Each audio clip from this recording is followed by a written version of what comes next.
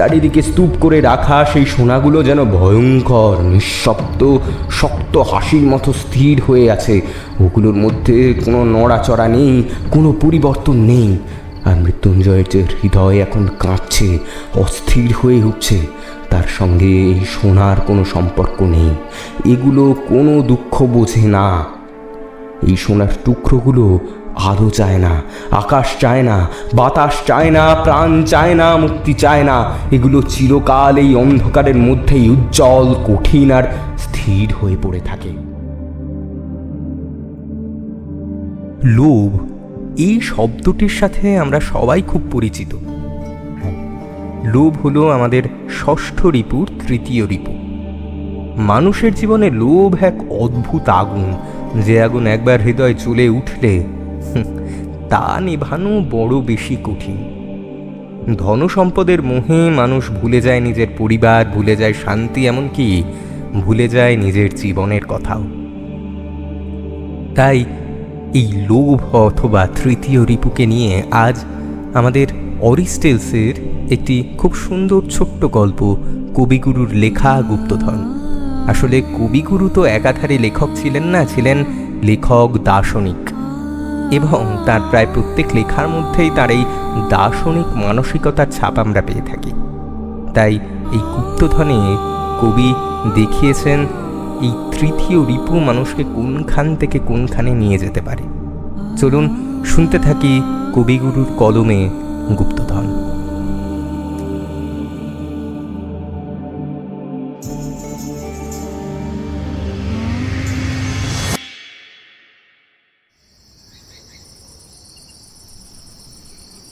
অমাবস্যার গভীর রাত। মৃত্যুঞ্জয় তান্ত্রিক মতে তাদের বহুকালের গৃহদেবতা জয়কালীর পূজায় বসেছে। পূজা শেষ করে যখন উঠল, তখন কাছের আমবাগান থেকে ভোরের প্রথম কাক ডেকে উঠল। মৃত্যুঞ্জয় পিছন ফিরে তাকিয়ে দেখল মন্দিরের দরজা বন্ধ রয়েছে। তখন সে একবার দেবীর পায়ে মাথা ঠেকিয়ে তার আসন সরিয়ে দিল। তারপর সেই আসনের নিচ থেকে একটা কাঁঠাল কাঠের বাক্স বের করল। তার বইতেই একটা চাবি বাঁধা ছিল। সেই চাবি লাগিয়ে মৃত্যুঞ্জয় বাক্সটি খুলল, আর বাক্স খোলা মাত্রই চমকে উঠে মাথায় করাঘাত করতে লাগলো। মৃত্যুঞ্জয়ের ভিতর বাড়ির বাগান পাঁচিল দিয়ে ঘেরা। সেই বাগানের এক প্রান্তে বড় বড় গাছের ছায়ার অন্ধকারে এই ছোট্ট মন্দিরটি। মন্দিরে জয়কালীর মূর্তি ছাড়া আর কিছুই নেই, তার একটি মাত্রই প্রবেশদ্বার। মৃত্যুঞ্জয় বাক্সটি নিয়ে অনেকক্ষণ ধরে নাড়াচাড়া করতে লাগলো। সে বাক্সটি খোলার আগে তাকেও সেটা খোলেনি, ভাঙেও নি। মৃত্যুঞ্জয় 10 বার প্রতিমার চারদিকে ঘুরে হাতড়িয়ে দেখল, কিন্তু কিছুই পেল না। তারপর পাগলের মতো হয়ে মন্দিরের দরজা খুলে ফেলল। তখন সবে ভোরের আলো ফুটে উঠেছে। মন্দিরের চারদিকে মৃত্যুঞ্জয় বৃথা আশ্বাসে ঘুরে বেড়াতে লাগলো। তারপর মৃত্যুঞ্জয় বাইরের চণ্ডী মণ্ডপে এসে মাথায় হাত দিয়ে বসে ভাবতে লাগলো।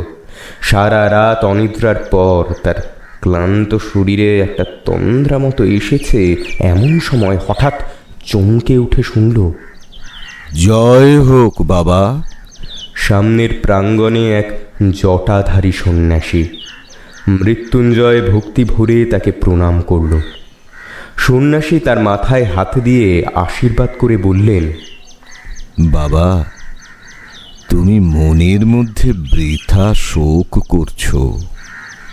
এই কথা শুনে মৃত্যুঞ্জয় আশ্চর্য হয়ে উঠে বলল, আপনি তো অন্তর্যামী, না হলে আমার শোক কেমন করে বুঝলেন? আমি তো কাউকে কিছু বলিনি। বৎস, আমি বলছি তোমার যা হারিয়েছে সেজন্য তুমি আনন্দ করো, শোক করো না। মৃত্যুঞ্জয় তার 2 পা জড়িয়ে ধরল। আপনি তবে তো সমস্তই জানেন, কেমন করে হারিয়েছে, কোথায় গেলে ফিরে পাবো। তা না বললে আমি আপনার পা কিছুতেই ছাড়বো না। আমি যদি তোমার অমঙ্গল কামনা করতাম, তবে বলতাম। কিন্তু কিন্তু ভগবতী দয়া করে যা নিয়ে নিয়েছেন সেজন্য শোক করো না। মৃত্যুঞ্জয় সন্ন্যাসীকে খুশি করার জন্য সারাদিন নানান উপাচারে তার সেবা করল। পরের দিন নিজের গোয়াল ঘর থেকে লোটায় ভরে তাজা দুধ এনে দেখল সন্ন্যাসী আর নেই। মৃত্যুঞ্জয় যখন ছোট ছিল তখন তার পিতামহ হরিহর একদিন এই চণ্ডী মণ্ডপে বসে তামাক খাচ্ছিলেন। ঠিক তখনই একইভাবে এক সন্ন্যাসী এসে জয় হোক বাবা বলেই প্রাঙ্গণে দাঁড়িয়েছিলেন। হরিহর সেই সন্ন্যাসীকে কয়েকদিন বাড়িতে রেখে নিয়মিত সেবা করে তাকে খুব সন্তুষ্ট করেছিলেন। বিদায়ের সময় সন্ন্যাসী বলেছিলেন, বৎস বৎস, তুমি কি চাও? বাবা, আপনি যদি সত্যিই সন্তুষ্ট হয়ে থাকেন তবে আমার অবস্থাটা একবার শুনুন। একসময় এই গ্রামে আমরা সবার চেয়ে ধনী ও সমৃদ্ধ ছিলাম। আমার প্রপিতামহ দূর থেকে এক কুলীন পাত্র এনে তার এক মেয়ের বিয়ে দিয়েছিলেন। কিন্তু সেই মেয়ের বংশধরেরাই এখন আমাদের ঠকিয়ে এই গ্রামে বড়লোক হয়ে উঠেছে। আর আমাদের অবস্থা এখন একদম ভালো নয়। তাই তাদের অহংকার সহ্য করে থাকতে হয়, কিন্তু তার সহ্য করা যাচ্ছে না। কি করলে আবার আমাদের বংশ বড় হয়ে উঠবে সেই উপায় একটু বলে দিন। আশীর্বাদ করুন বাবা। বাবা, ছোট হয়ে সুখে থাকো।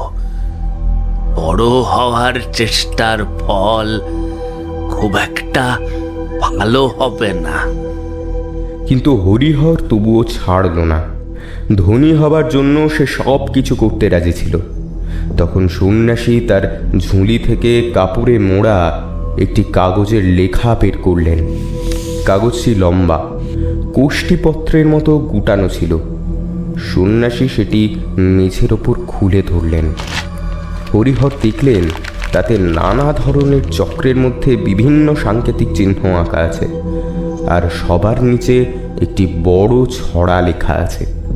তার শুরুটা ছিল এরকম: পায়ে ধরে সাধা, রা নেহিদায় রাধা, শেষে দিল রা, পাগল ছাড়ো পা, তেঁতুল বটের কোলে, দক্ষিণে যাও চলে, ঈশান কোণে ঈশানী, কহে দিলাম নিশানি, ইত্যাদি।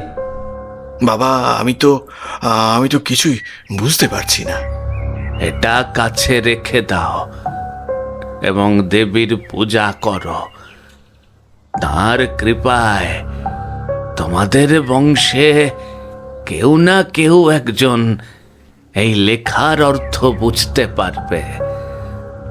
তখন সে এমন ঐশ্বর্য লাভ করবে যার তুলনা সারা পৃথিবীতে নেই। হরিহর মিনতি করে বললেন, বাবা, আপনি কি মানে বুঝিয়ে দেবেন না? না, সাধনা করেই এর অর্থ বুঝতে হবে। এমন সময় হরিহরের ছোট ভাই শঙ্কর সেখানে এসে উপস্থিত হলো। তাকে দেখে হরিহর তাড়াতাড়ি লেখাটা লুকোনোর চেষ্টা করলো। তখন সন্ন্যাসী হেসে বললেন, বড় হওয়ার পথের কষ্ট তো এখন থেকেই শুরু হলো। তবে এটা গোপন করার কোনো দরকার নেই, কারণ এর রহস্য শুধু একজনই বুঝতে পারবে। হাজার চেষ্টা করলেও অন্য কেউ তা পারবে না। তোমাদের মধ্যে সেই মানুষটি যে কে হবে তা কেউ জানে না। তাই এটা সবার সামনেই নির্ভয়ে খুলে রাখতে পারো। সন্ন্যাসী চলে গেলেন, কিন্তু হরিহর সেই কাগজটি লুকিয়ে না রেখে থাকতে পারলেন না। যদি অন্য কেউ এর থেকে লাভবান হয়, বিশেষ করে তার ছোট ভাই শঙ্কর যদি এর ফল পেয়ে যায়, এই ভয়েই হরিহর কাগজটি একটি কাঁঠাল কাঠের বাক্সে বন্ধ করে তাদের গৃহদেবতা জয়কালীর আসনের নিচে লুকিয়ে রাখল। প্রতি অমাবস্যার রাতে, গভীর রাতে দেবীর পূজা শেষ করে সে একবার করে সেই কাগজটি খুলে দেখত, এই আশায় যে দেবী হয়তো তাকে এর অর্থ বোঝার ক্ষমতা দেবেন। কিছুদিন ধরে শঙ্কর হরিহরকে অনুরোধ করতে লাগলো। দাদা, আমাকে সেই কাগজটা একবার ভালো করে দেখতে দাও না। দূর পাগলা, সেই কাগজ আর আছে নাকি?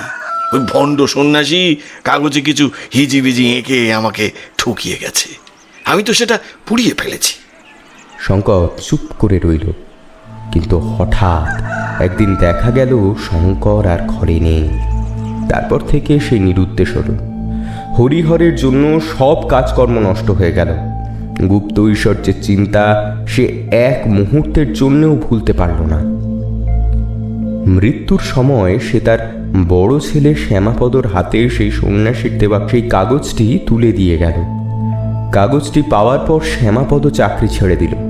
জয়কালীর পূজা আর একান্ত মনে সেই লেখার অর্থ বোঝার চেষ্টাতেই তার জীবন কেটে যেতে লাগলো। কখন যে জীবনটা এভাবেই পার হয়ে গেল সে নিজেই বুঝতে পারল না। মৃত্যুঞ্জয় শ্যামাপদর বড় ছেলে। গত অমাবস্যার রাতে পূজা শেষ করার পর সে দেখল সেই লেখার কাগজটি আর খুঁজে পাওয়া যাচ্ছে না।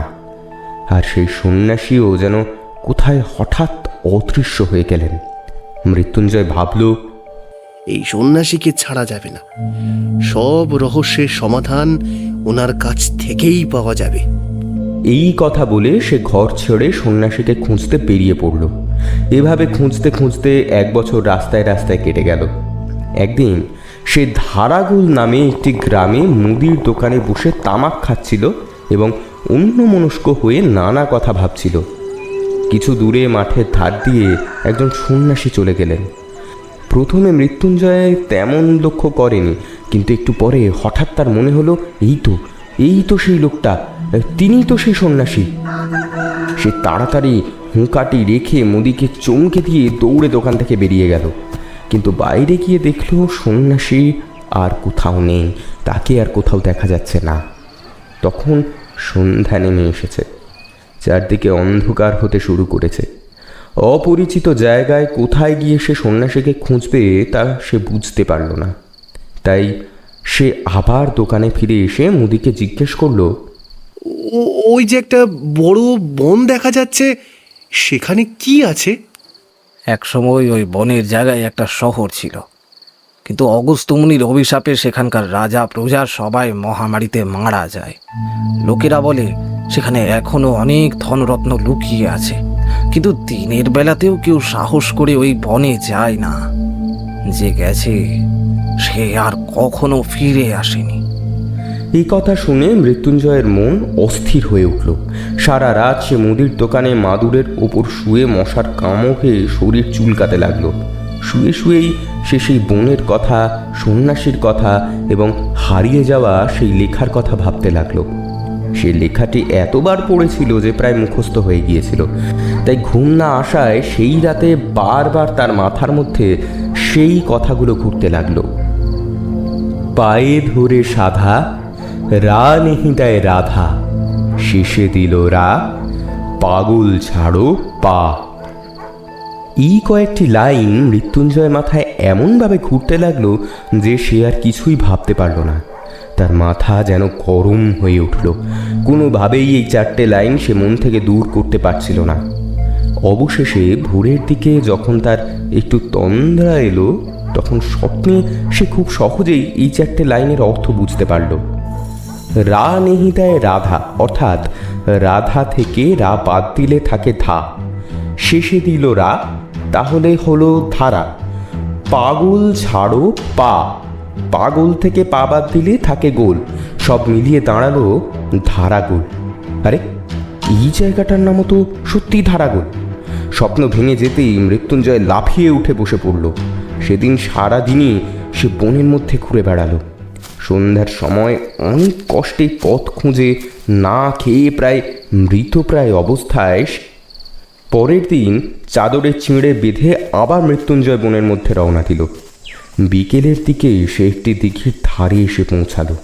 দিঘির মাঝখানের জলটা বেশ পরিষ্কার, আর চারদিকে পাড়ের ধারে পদ্ম ও কুমুদের ঝোপে ভরা। পাথরে বাঁধানো পুরনো ঘাট চারিদিকে ভেঙে চুড়ে পড়েছে। সেখানে দিঘির জলে চিড়া ভিজিয়ে খেয়ে সে দিঘির চারপাশে ঘুরে দেখতে লাগলো। দিঘির পশ্চিম প্রান্তে এসে হঠাৎ মৃত্যুঞ্জয় থেমে গেল। সে দেখল একটি তেঁতুল গাছকে ঘিরে বিশাল একটি বট গাছ উঠেছে। সঙ্গে সঙ্গে তার মনে পড়ল, তেঁতুল বটের কোলে দক্ষিণে যাও চলে। দক্ষিণ দিকে কিছু দূর যেতেই সে ঘন জঙ্গলের মধ্যে ঢুকে পড়ল। সেখানে বেদঝাড় এত ঘন যে ভেদ করে এগোনো প্রায় অসম্ভব। তবুও মৃত্যুঞ্জয় ঠিক করল কোনোভাবেই এই গাছটিকে চোখের আড়াল করা যাবে না। এই গাছের কাছে ফিরে আসার সময় গাছের আড়াল দিয়ে একটু দূরে এক মন্দিরের চূড়া দেখা গেল। সেই দিকে লক্ষ্য করে এগিয়ে যেতেই সে একটি ভাঙা মন্দিরের সামনে এসে দাঁড়ালো। সে দেখল সেখানে একটি চুল্লি, পোড়া কাঠ আর ছাই পড়ে আছে। খুব সাবধানে মৃত্যুঞ্জয় ভাঙা দরজার ফাঁক দিয়ে মন্দিরের ভেতরে উঁকি দিল। সেখানে কোনো মানুষ নেই, কোনো প্রতিমাও নেই, শুধু একটি কম্বল, একটি কমণ্ডলু আর একটি গেরুয়া চাদর পড়ে আছে। তখন সন্ধ্যা নেমে আসছে। গ্রাম অনেক দূরে। অন্ধকারে বনের মধ্যে পথ খুঁজে ফিরে যেতে পারবে কিনা সে বিষয়ে মৃত্যুঞ্জয় নিশ্চিত ছিল না। তাই এই মন্দিরে মানুষের থাকার চিহ্ন দেখে সে বেশ খুশিই হলো। মন্দির থেকে একটি বড় পাথর ভেঙে দরজার কাছে পড়েছিল। মৃত্যুঞ্জয় সেই পাথরের ওপর বসে মাথা নিচু করে ভাবতে লাগলো। হঠাৎ সে পাথরের গায়ে কিছু লেখা দেখতে পেল। কাছে ঝুঁকে দেখল সেখানে একটি চক্র আঁকা আছে। তার মধ্যে কিছু অস্পষ্ট, প্রায় মুছে যাওয়া সাংকেতিক অক্ষর লেখা আছে। এই চক্রটি মৃত্যুঞ্জয়ের খুব পরিচিত। কত অমাবস্যার রাতে পূজাঘরে ধূপের ধোঁয়া আর ঘৃতের প্রদীপের আলোয় তুলোট কাগজে আঁকা এই চক্রচিহ্নের দিকে তাকিয়ে সে দেবীর কাছে প্রার্থনা করেছে এই রহস্যের অর্থ বোঝার জন্য। আজ যখন সে সেই লক্ষ্য পূরণের এত কাছে এসে পৌঁছেছে, তখন উত্তেজনায় তার সারা শরীর কাঁপতে লাগলো। যদি শেষ মুহূর্তে সব নষ্ট হয়ে যায়, যদি কোনো ছোট ভুলের জন্য তার সব চেষ্টা ব্যর্থ হয়ে যায়, যদি সেই সন্ন্যাসী আগে এসে সব ধনরত্ন নিয়ে চলে যায়, এই আশঙ্কায় তার বুকের ভেতর অস্থিরতা শুরু হলো। সে বুঝতে পারছিল না এখন কি করা উচিত। তার মনে হচ্ছিল হয়তো সে সেই গুপ্তধনের ঠিক ওপরেই বসে আছে। সে বসে বসে কালীমায়ের নাম জপ করতে লাগলো। সন্ধ্যার অন্ধকার ধীরে ধীরে আরো ঘন হয়ে এলো। ঝিঁঝি পোকার শব্দে বনভূমি মুখর হয়ে উঠল। ঠিক তখনই দূরে ঘন বনের মধ্যে এক চিলতে আগুনের শিখা দেখা গেল। মৃত্যুঞ্জয় পাথরের আসন থেকে উঠে দাঁড়ালো। তারপর সেই আলোকে লক্ষ্য করে এগোতে লাগলো। অনেক কষ্টে কিছু দূর গিয়ে একটি অশ্বত্থ গাছের আড়াল থেকে সে অস্পষ্ট দেখতে পেল তার সেই অতি পরিচিত সন্ন্যাসী আগুনের আলোয় তাদের ঘরের সেই পৈতৃক তুলোটে কাগজ খুলে বসে আছে এবং একটি কাঠি দিয়ে ছাইয়ের ওপর মন দিয়ে কিছু হিসাব করছে। মৃত্যুঞ্জয়ের মনে রাগে আগুন জ্বলে উঠল। এই ভণ্ড চোর, এই কারণেই সে আমাকে শোক করতে বারণ করেছিল। মৃত্যুঞ্জয় দেখল সন্ন্যাসী একবার করে হিসাব করছে আর একটি মাপকাঠি দিয়ে মাটি মেপে দেখছে। কিছু দূর মেপে হতাশ হয়ে মাথা নেড়ে আবার নতুন করে হিসাব শুরু করছে। এভাবে রাত প্রায় শেষ হয়ে এলো। ভোরের ঠান্ডা বাতাসে গাছের পাতাগুলো মর্মর শব্দ করতে লাগলো। তখন সন্ন্যাসী কাগজটি গুটিয়ে নিয়ে সেখান থেকে চলে গেল। মৃত্যুঞ্জয় বুঝতে পারল না এখন কি করবে। সে নিশ্চিত বুঝল সন্ন্যাসীর সাহায্য ছাড়া এই লেখার রহস্য সে বুঝতে পারবে না। আবার এটাও নিশ্চিত যে লোভী সন্ন্যাসী তাকে সাহায্য করবে না। তাই গোপনে সন্ন্যাসীর ওপর নজর রাখা ছাড়া তার আর কোনো উপায় নেই। কিন্তু দিনে গ্রামে না গেলে তার খাবার জুটবে না। তাই অন্তত সকালে একবার গ্রামে যাওয়া প্রয়োজন। ভোরের দিকে অন্ধকার একটু কমতেই সে গাছ থেকে নেমে এলো। যেখানে সন্ন্যাসী ছাইয়ের ওপর হিসাব করছিল সেখানে গিয়ে ভালো করে দেখলো, কিন্তু কিছুই বুঝতে পারল না। বনের অন্ধকার একটু ফিকে হলে মৃত্যুঞ্জয় সাবধানে চারদিকে তাকাতে তাকাতে গ্রামের দিকে রওনা দিল। তার ভয় ছিল সন্ন্যাসী যদি তাকে দেখে ফেলে। যে দোকানে মৃত্যুঞ্জয় আশ্রয় নিয়েছিল তার কাছেই এক কায়স্থ গৃহিণী সেদিন ব্রত পালন করে ব্রাহ্মণদের খাওয়াচ্ছিলেন। সেখানেই মৃত্যুঞ্জয়ের খাবার জুটে গেল। অনেকদিন ঠিকমতো না খাওয়ার পর সেদিন তার বেশ ভারী ভোজন হয়ে গেল। খাওয়া দাওয়ার পর তামাক খেয়ে দোকানে মাদুরে একটু গড়িয়ে নেওয়ার ইচ্ছে হলো। আর তখনই গত রাতে জেগে থাকা ক্লান্ত মৃত্যুঞ্জয় গভীর ঘুমে ঢলে পড়ল। মৃত্যুঞ্জয় ভেবেছিল সকালে তাড়াতাড়ি খেয়ে বেশ কিছুটা সময় থাকতে থাকতে আবার বনে যাবে, কিন্তু হলো ঠিক তার উল্টো। যখন তার ঘুম ভাঙল তখন সূর্য ডুবে গেছে, তবুও সে দমল না। অন্ধকারেই সে আবার বনের মধ্যে ঢুকে পড়ল। কিছুক্ষণের মধ্যেই রাত গভীর হয়ে গেল। গাছের ছায়ার মধ্যে কিছুই দেখা যায় না। জঙ্গলের মধ্যে পথ বন্ধ হয়ে যায়। মৃত্যুঞ্জয় বুঝতেই পারল না সে কোন দিকে যাচ্ছে। রাত শেষ হলে সে বুঝতে পারল সারা রাত সে বনের ধারে একই জায়গায় ঘুরে বেড়িয়েছে। ভোরে কাকের দল কা কা শব্দ করতে করতে গ্রামের দিকে উড়ে গেল। সেই শব্দ মৃত্যুঞ্জয়ের কানে যেন ব্যঙ্গ আর তিরস্কারের মতো শোনালো। বরাবর হিসাব করতে করতে এবং ভুল ঠিক করতে করতে শেষ পর্যন্ত সন্ন্যাসী সুড়ঙ্গের পথ খুঁজে পেলেন। তিনি মশাল হাতে সেই সুড়ঙ্গের মধ্যে ঢুকলেন। বাঁধানো দেওয়ালে স্যাঁতস্যাঁতে ভাব, কোথাও কোথাও জল চুমিয়ে পড়ছে। জায়গায় জায়গায় কয়েকটা ব্যাঙ গায়ে গায়ে গা লাগিয়ে গাদাগাদি করে ঘুমোচ্ছে। এই পিচ্ছিল পথ দিয়ে কিছু দূর এগোতেই তিনি দেখলেন সামনে একটা দেওয়াল উঠে পথ বন্ধ হয়ে গেছে। তিনি কিছুই বুঝতে পারলেন না। লোহার দণ্ড দিয়ে জোরে জোরে আঘাত করে দেখলেন কোথাও ফাঁপা শব্দ নেই, কোথাও কোনো ফাঁকও নেই।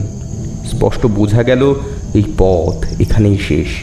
তিনি আবার কাগজটা খুলে মাথায় হাত দিয়ে বসে ভাবতে লাগলেন।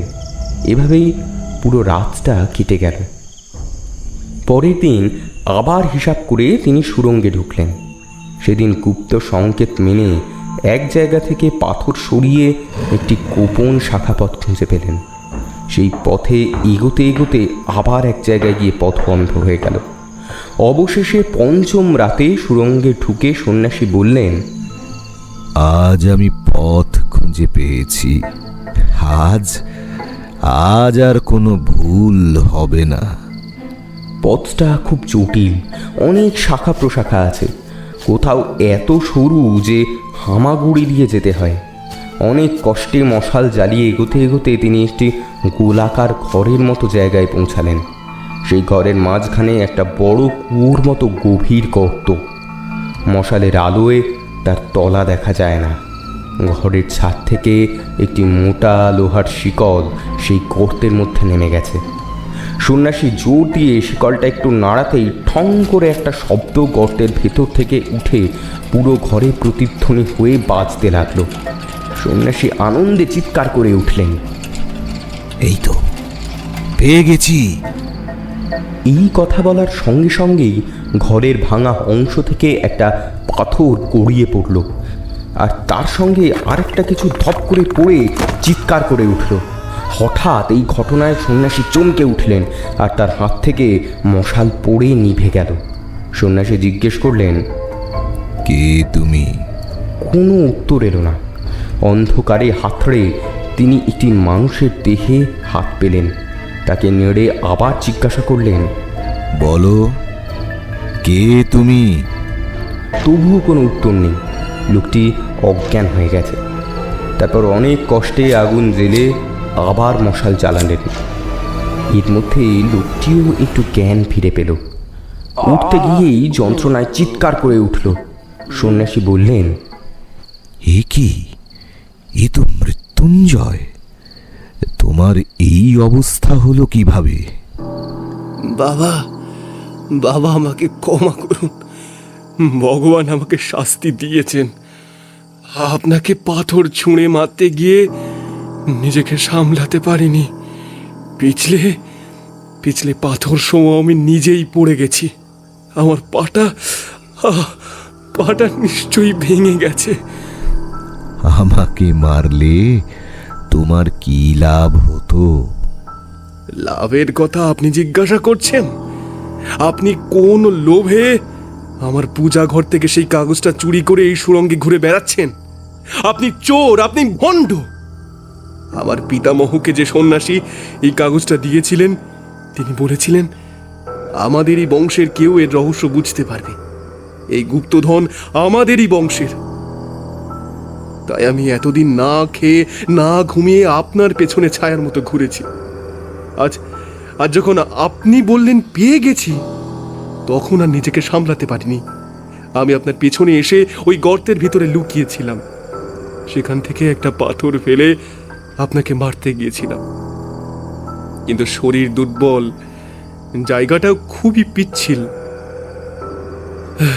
তাই পড়ে গেলাম।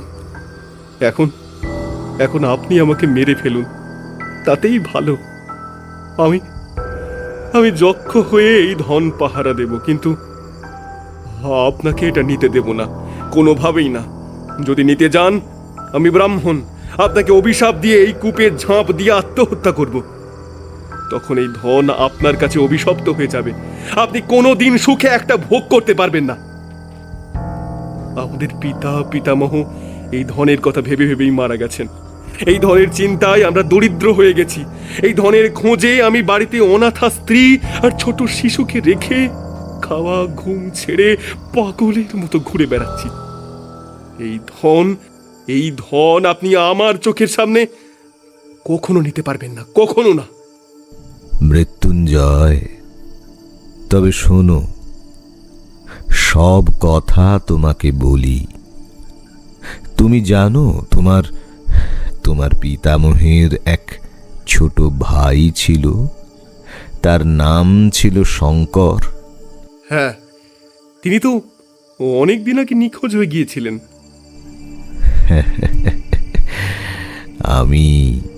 আমি সেই শঙ্কর। এই কথা শুনে মৃত্যুঞ্জয় হতাশ হয়ে দীর্ঘশ্বাস ফেলল। এতক্ষণ সে মনে করছিল এই গুপ্তধনের উপর তারই একমাত্র অধিকার আছে, কিন্তু এখন তার নিজের বংশের আর একজন এসে সেই দাবিটা নষ্ট করে দিল। শঙ্কর আবার বললেন, দাদা যখন সন্ন্যাসীর কাছ থেকে কাগজটা পেলেন, তখন থেকেই তিনি সেটা আমার কাছ থেকে লুকিয়ে রাখতে চাইতেন। কিন্তু যতই লুকোতেন, আমার কৌতূহল ততই বাড়ত। তিনি দেবীর আসনের নিচে বাক্সে কাগজটা লুকিয়ে রাখতেন। আমি সেটা খুঁজে বের করি এবং একটা দ্বিতীয় চাবি বানিয়ে প্রতিদিন অল্প অল্প করে পুরো কাগজটা নকল করতে থাকি। যেদিন নকল শেষ হলো, সেদিনই আমি এই ধনের খোঁজে বাড়ি ছেড়ে বেরিয়ে পড়ি। আমারও বাড়িতে স্ত্রী আর একটা ছোট সন্তান ছিল। আজ তারা কেউ আর বেঁচে নেই। কত জায়গায় যে ঘুরেছি তার কোনো হিসেব নেই। আমি ভেবেছিলাম কোনো সন্ন্যাসী নিশ্চয়ই এই কাগজের মানে বুঝিয়ে দিতে পারবেন। তাই অনেক সন্ন্যাসীর সেবা করেছি। অনেক ভণ্ড সন্ন্যাসী আমার কাগজের খোঁজ পেয়ে সেটাও ছিনিয়ে নিতে চেয়েছে। এভাবেই বছরের পর বছর কেটে গেছে। আমার জীবনে এক মুহূর্তের জন্য সুখ বা শান্তি ছিল না। অবশেষে পূর্বজন্মের পুণ্যের জোরে কুমায়ুন পাহাড়ে বাবা স্বরূপানন্দ স্বামীর সঙ্গে দেখা হয়। তিনি আমাকে বলেন, বাবা, তোমার লোভ দূর করো, তাহলেই সারা বিশ্বের অক্ষয় সম্পদ নিজে থেকেই তোমার সামনে ধরা দেবে। তিনি আমার মনের জ্বালা শান্ত করে দিয়েছিলেন। তাঁর কৃপায় আকাশের আলো আর পৃথিবীর সবুজ প্রকৃতি আমার কাছে রাজ সম্পদের মতো মূল্যবান হয়ে উঠেছিল।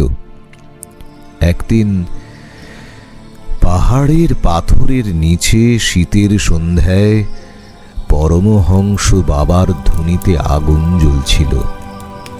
সেই আগুনে আমি আমার কাগজটা পুড়িয়ে দিলাম। বাবা একটু হেসেছিলেন। তখন তখন সেই হাসির মানে বুঝিনি, আজ বুঝেছি। তিনি হয়তো মনে মনে বলেছিলেন, কাগজ পোড়ানো সহজ, কিন্তু মনের লোভ এত সহজে শেষ হয় না।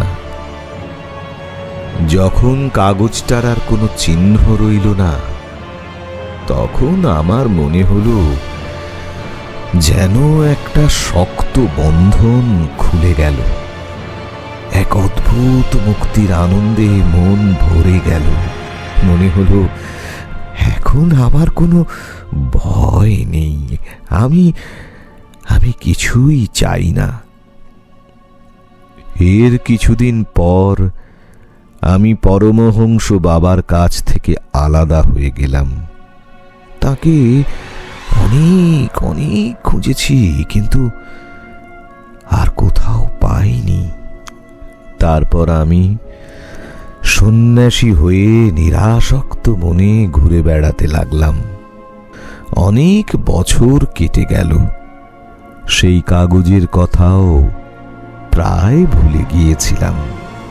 এরই মধ্যে একদিন এই ধারাগোলের বনে এসে সেই ভাঙা মন্দিরে আশ্রয় নিলাম। কয়েকদিন থাকতে থাকতে দেখলাম মন্দিরের ভিতে নানা ধরনের চিহ্ন আঁকা আছে। এই চিহ্নগুলো আমার আগে থেকেই চেনা ছিল। যে জিনিসের খোঁজে আমি একসময় এত ঘুরেছি, সেটার কাছাকাছি এসে পড়েছি। এই ব্যাপারে আর কোনো সন্দেহ রইল না। আমি নিজেকে বললাম, না, এখানে আর থাকা যাবে না, এই বন ছেড়ে চলে যেতে হবে। কিন্তু যাওয়া হলো না। মনে হলো দেখে যাই এখানে আসলে কি আছে। কৌতূহল মিটিয়ে তবেই যাওয়া ভালো। অনেক ভেবে দেখলাম, কিন্তু কোনো ফল পেলাম না। বারবার মনে হতে লাগলো, কেন সেই কাগজটা পুড়িয়ে ফেললাম? রেখে দিলেই বা ক্ষতি কি ছিল? তখন আবার আমার জন্মগ্রামে গেলাম। আমাদের পুরনো বাড়ির খুব খারাপ অবস্থা দেখে মনে হলো, আমি তো সন্ন্যাসী, আমার ধনের প্রয়োজন নেই, কিন্তু এরা তো সংসারী মানুষ। এই গুপ্ত ধন যদি ওদের জন্য উদ্ধার করে দিতে পারি, তাতে ক্ষতি কি? আমি জানতাম কাগজটা কোথায় আছে, তাই সেটা জোগাড় করতে আমার কোনো কষ্ট হয়নি। তারপর প্রায় 1 বছর ধরে এই কাগজ নিয়ে এই নির্জন বনে বসে হিসেব করেছি আর খুঁজেছি। মনে অন্য কোনো চিন্তা ছিল না। যত বাধা পেয়েছি ততই আগ্রহ বেড়েছে। পাগলের মতো দিন রাত এই এক কাজেই লেগেছিলাম।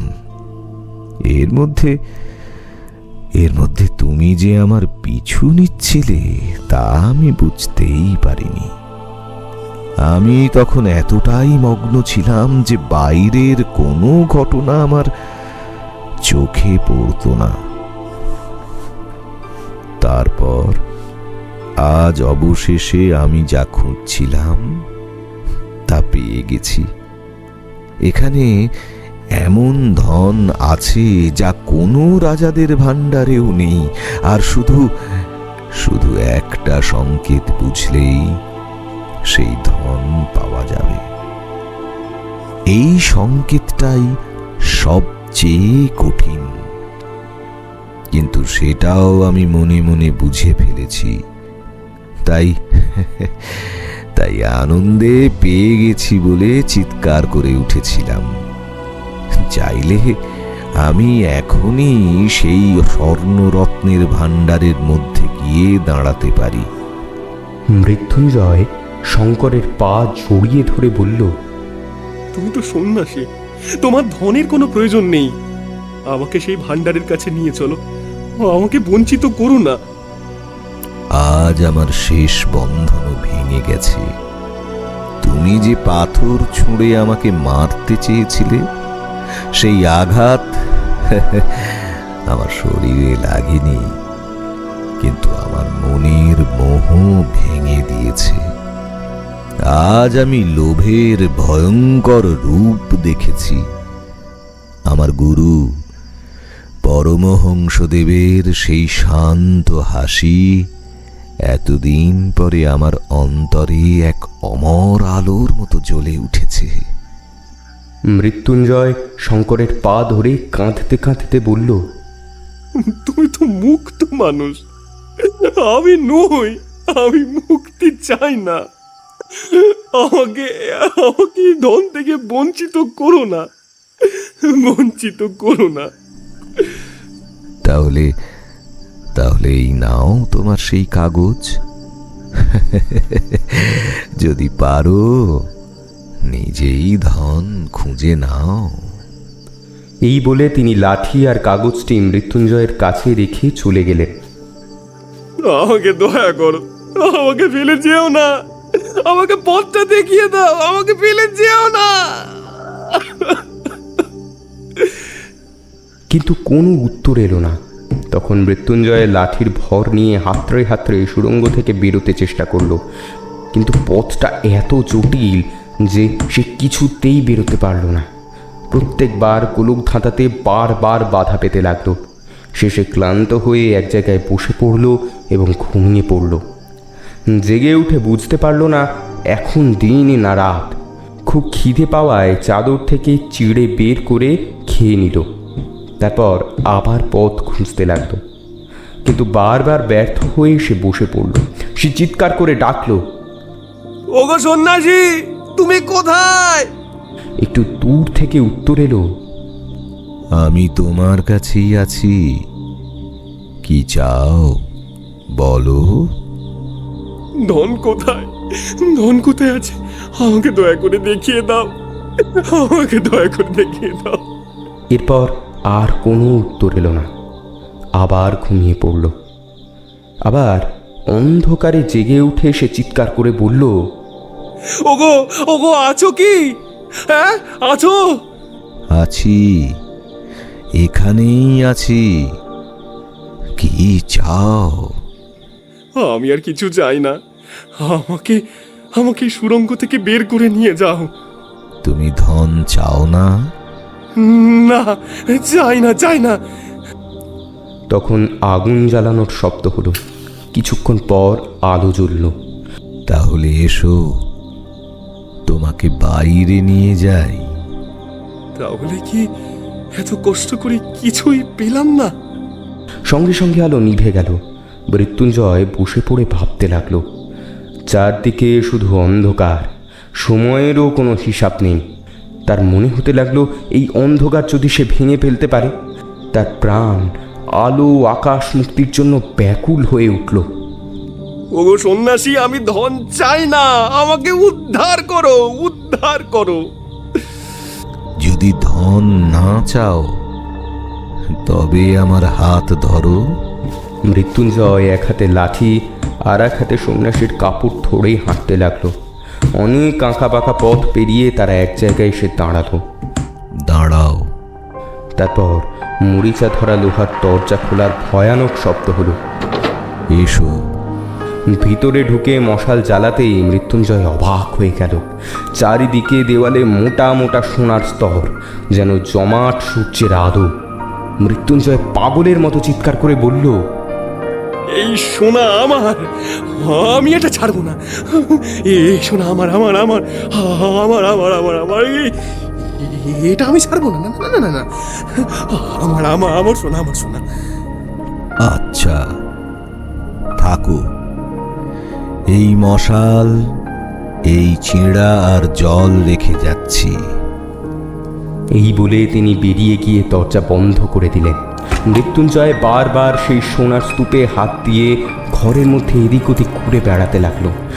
ছোট ছোট সোনার টুকরো টেনে এনে মেঝেতে ফেলতে লাগলো, কখনো কোলে তুলে নিল, একটা দিয়ে আরেকটায় আঘাত করে শব্দ করতে লাগলো, আবার নিজের শরীরের উপর ঘষে তার স্পর্শ অনুভব করতে লাগলো। শেষে ক্লান্ত হয়ে সে সোনার পাত বিছিয়ে তার উপর শুয়ে পড়ল এবং ঘুমিয়ে পড়ল। ঘুম থেকে উঠে সে দেখল চারিদিকে শুধু সোনাই ঝলমল করছে, সোনা ছাড়া আর কিছুই নেই। তখন মৃত্যুঞ্জয় ভাবতে লাগলো, হয়তো পৃথিবীতে এখন সকাল হয়ে গেছে, সব জীবজন্তু আনন্দে জেগে উঠেছে। তার বাড়ির পুকুর পাড়ের বাগান থেকে ভোরবেলার যে মিষ্টি গন্ধটা উঠত, সেটাও যেন সে কল্পনায় অনুভব করতে লাগলো। সে যেন চোখের সামনে দেখতে পেল পাতি হাঁসগুলো দুলতে দুলতে ডাকতে ডাকতে সকালে পুকুরে নামছে। বাড়ির ঝি বাঁ কোমরে কাপড় গুঁজে হাতে অনেকগুলো পিতল কাঁসার থালাবাটি নিয়ে ঘাটে এসে পৌঁছাচ্ছে। এইসব কল্পনা করতে করতে মৃত্যুঞ্জয় দরজায় আঘাত করে ডাকতে লাগলো, ওগো সন্ন্যাসী ঠাকুর, আছো কি? সন্ন্যাসী ঠাকুর! দরজা খুলে গেল। কি চাও? আমি বাইরে যেতে চাই, কিন্তু কিন্তু সঙ্গে কি এই সোনার দু একটা পাত নিয়ে যেতে পারবো না? সন্ন্যাসী কোনো উত্তর দিলেন না।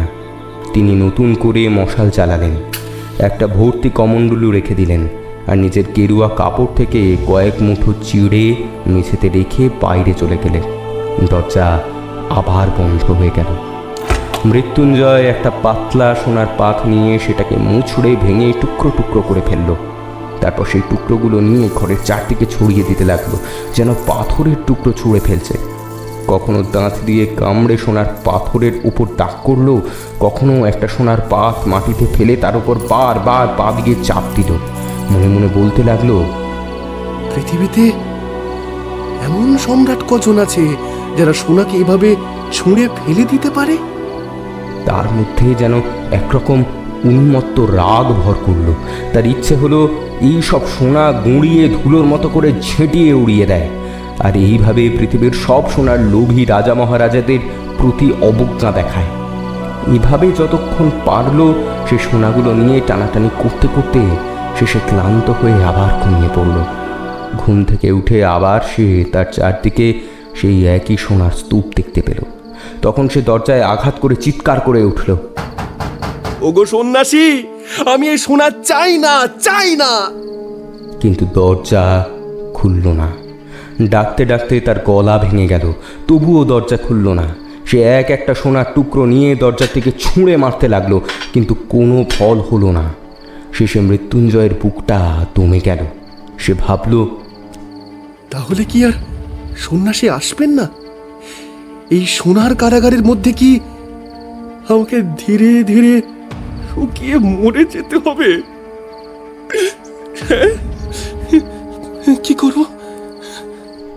তখন সোনাগুলো দেখে মৃত্যুঞ্জয়ের ভয় করতে লাগলো। চারিদিকে স্তূপ করে রাখা সেই সোনাগুলো যেন ভয়ঙ্কর নিঃশব্দ শক্ত হাসির মতো স্থির হয়ে আছে। ওগুলোর মধ্যে কোনো নড়াচড়া নেই, কোনো পরিবর্তন নেই। আর মৃত্যুঞ্জয়ের যে হৃদয় এখন কাঁপছে, অস্থির হয়ে উঠছে, তার সঙ্গে এই সোনার কোনো সম্পর্ক নেই। এগুলো কোনো দুঃখ বোঝে না।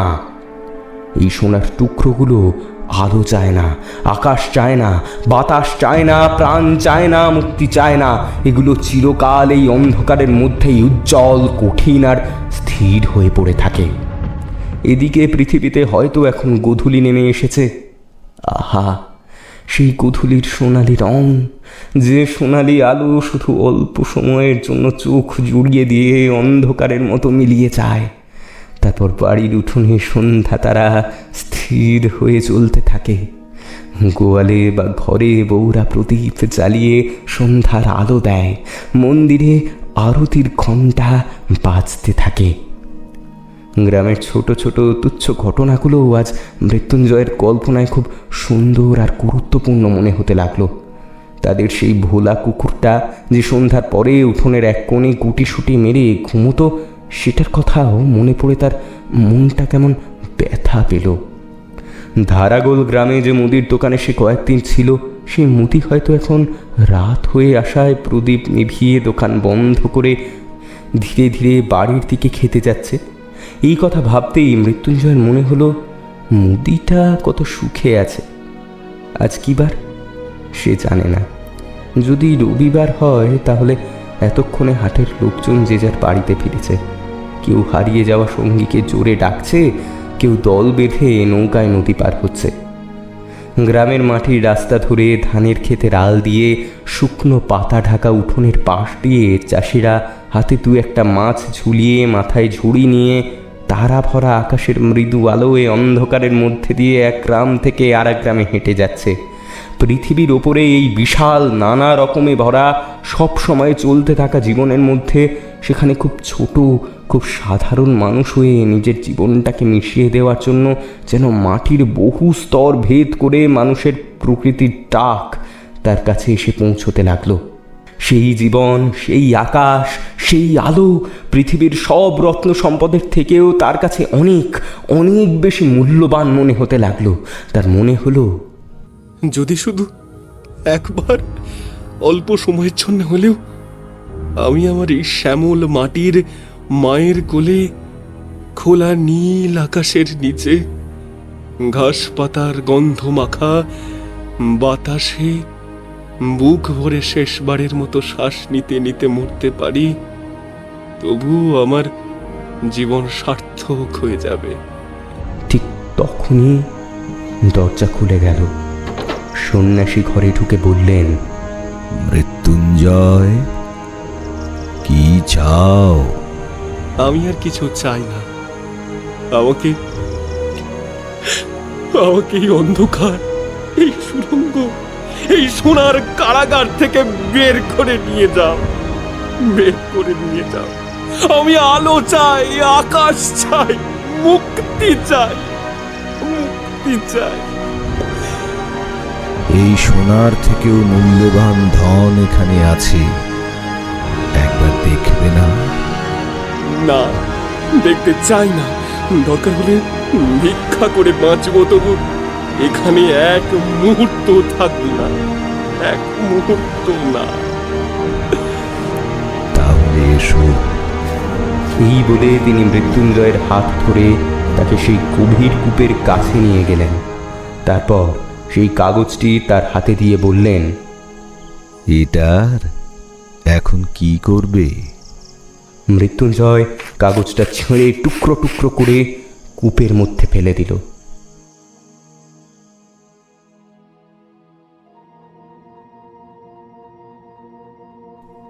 এতক্ষণ আপনারা শুনছিলেন কবিগুরু রবীন্দ্রনাথ ঠাকুরের কলমে গুপ্তধন। গল্পটিতে যারা অংশগ্রহণ করেছেন তারা হলেন অরিত্র, মৃন্ময়, রাহুল, অচ্যুত এবং অতনু। গল্পের সূত্রধার আমি, অরিত্র। গল্পটির থাম্বনেল ডিজাইন করেছেন অরিজিৎ। গল্পটির বেতার নাট্যরূপ দিয়েছেন অঙ্কিতা। গল্পটির সাউন্ড ডিজাইন করেছে তৌসিন। গল্পটি যদি ভালো লেগে থাকে তাহলে লাইক, শেয়ার অ্যান্ড কমেন্ট করতে ভুলবেন না। এবং এরকম আরও সুন্দর সুন্দর বিভিন্ন স্বাদের এবং বিভিন্ন ধরনের গল্প শুনতে অবশ্যই সাবস্ক্রাইব করবেন অরিস টেলস চ্যানেলটিকে। বিদায়, ভালো থাকবেন, সুস্থ থাকবেন। আজকের জন্য এখানেই নিতে। খুব শিগগিরই আমরা আবার ফিরব নতুন একটি স্বাদের গল্প নিয়ে।